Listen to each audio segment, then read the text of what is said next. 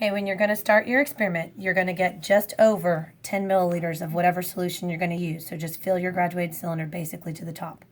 And then you're going to need to transfer that into your Dixie cup or small beaker so that you can pull the solution into your syringe. You're going to pull apart your syringe first, and you're going to put your 10 leaf discs down into the syringe. It's okay at this point if they stick to the sides.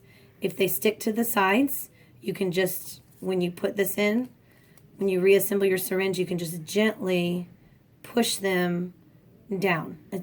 And you're going to make sure that they're all down at the bottom, but you don't want to squish them.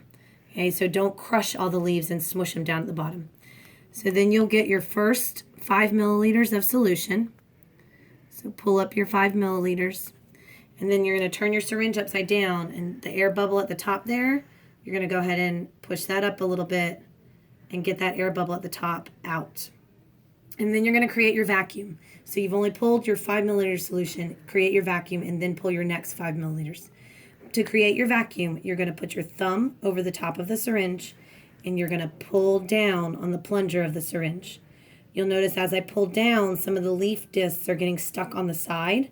I need to make sure they stay in the fluid. So I can shake it, swirl the fluid to make sure that those pieces of leaf stay in the fluid.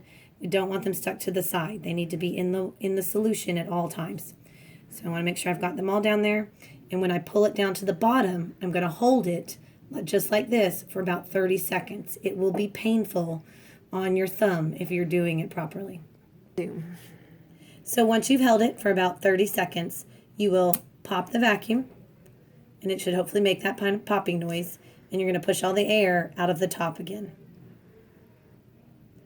Once you pushed all the air out of the top again, you're going to fill the last 5 milliliters of your solution, and when you turn your syringe upside down, the leaves should sink to the bottom. You'll notice I had some sink to the bottom and some went back up to the top.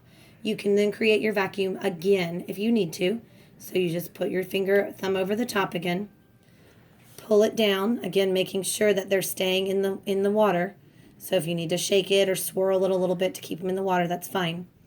Hold it again for 10 to 30 seconds. And you can do this more than one time. So if you need to do your vacuum 2 or 3 times to get all of the leaves down to the bottom, that's okay.